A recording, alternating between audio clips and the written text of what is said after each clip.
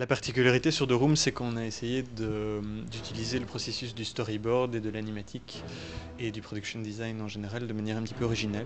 Donc en général sur un film long métrage, ce qu'on fait, c'est qu'on essaie de storyboarder, c'est-à-dire de dessiner la plupart des séquences, donc sur base du scénario, de sorte à essayer de les visualiser, de sorte à préparer au maximum les plans.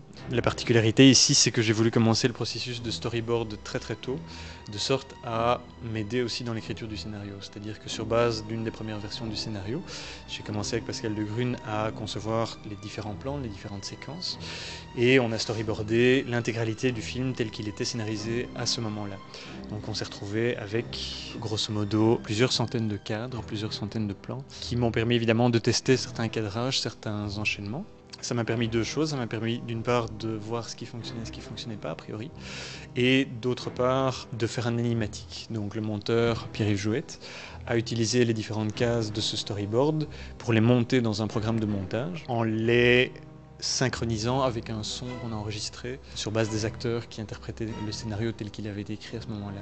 On a joint à ça une musique temporaire et donc on avait l'occasion de visualiser sous forme d'une sorte de petit dessin animé assez statique pour la première fois le film dans son intégralité. Tu vas les relancer? J'écoute même pas mes démos. Comme un grand? Comme un grand. Je suis désolée. T'inquiète pas, tout va aller bien. Qui va s'occuper de lui maintenant? Alors parallèlement à ça, Pascal de Grune a fait pas mal de dessins, on appelle le production design, donc pas mal de dessins d'inspiration qui nous ont permis de développer le look général du film. On a pu simuler pas mal de scènes et évidemment déjà donner aux directeurs photo, aux acteurs une idée générale de ce à quoi allait ressembler le film et de permettre évidemment aussi à la décoratrice Emmanuelle Batz d'avoir une idée générale du look du film tel que je le voyais.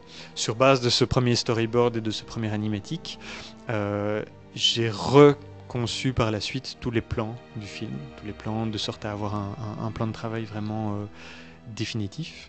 Et donc ce storyboard est devenu, je dirais, moins définitif qu'il ne l'était au début. C'est-à-dire que moi j'ai refait tous ces dessins à ma façon, de sorte à vraiment finaliser les différents plans selon la vision qu'on pouvait en avoir dans l'animatique. Et le test ultime, évidemment, c'est de revoir l'animatique maintenant que le film est quasiment terminé.